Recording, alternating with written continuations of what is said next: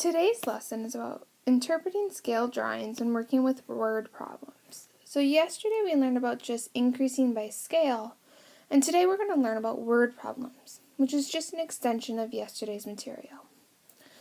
And to begin, we have our warm-up. Go ahead and give this a try on your own, and then come back and watch the rest of the video. For number 1, when solving, remember we have to use the distributive property first. So we're going to distribute the 9 to the 3x, the 7y, and the negative 8. And remember, this is a negative 9.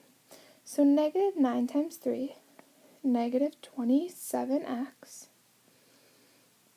plus negative 9 times 7, negative 63y, and then negative 9 times negative 8 is positive 72. Now looking at this, notice we have no like terms. We have an x term, a y term, and a constant, which is a single number on its own, and none of the terms can be combined. And so this is really as simplified as it gets. Negative 27x plus negative 63y plus 72. And that's our final answer. Our next problem states that Julie planned on purchasing a $1,500 vacation trip. After receiving a 30% discount, how much did she pay? Just like we did in the last unit, it's a markdown because we have the word discount. So first we have to find the markdown. And remember, that equals the percent as a decimal times the total. 0.3 times 1,500 equals $450. And so it's being marked down by $450, but how much did she pay? We would then take our original price minus the discount,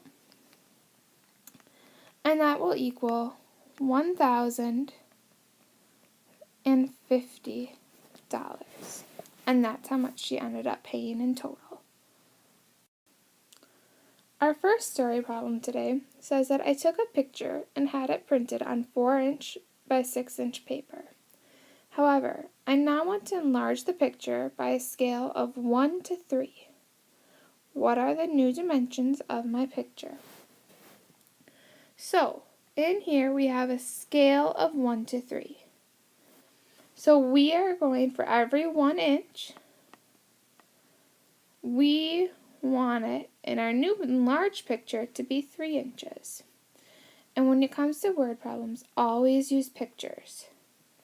So they were nice enough to provide a picture for the smaller one.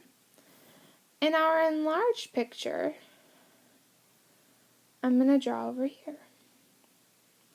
And we need to enlarge it by a factor of 3, essentially. And so, what we discovered in yesterday's class is that we just take what it was times 3. So 4 times 3 gives us 12. So our short side is going to be 12 inches. And then the long side, 6 times 3, which gives us 18. So our long side is going to be 18 inches. And it's asking for dimension. So I just want to know length by width. So I can say the new picture is 12 by 18 inches. And that's it.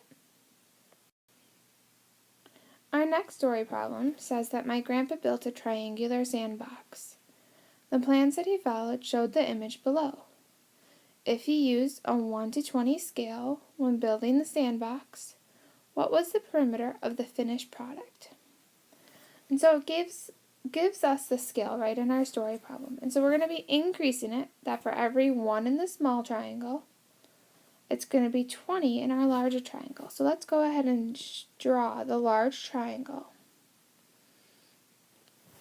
We're increasing by a factor of 20. And so all we're doing is multiplying each one, or each side length, by 20. 3 times 20 is 60. So that side became 60 inches. 5 times 20 is 100 inches. And 4 times 20 is 80 inches. And so we have the new dimensions of our sandbox. But now it wants to know what's our perimeter. And we know perimeter is you add up all the sides. So we're going to do 60 plus 80 plus 100. 140 plus 100 for a grand total of 200. 240 inches in all for the perimeter. Our next story problem says that let's propose that Quest has a state flag, and our state flag is 40 by 30 inches. If we were going to make a mini flag for all 103 students in Quest with a scale factor of 15 to 2, how much material should we buy? Material is going to be an area problem. So this is by far a challenging question. Maybe even a level 4. It's definitely higher up there, higher level of thinking that needs to be involved. So, before we've had the nice even scales of 1 to something or whatever. But now we have 15 to 2.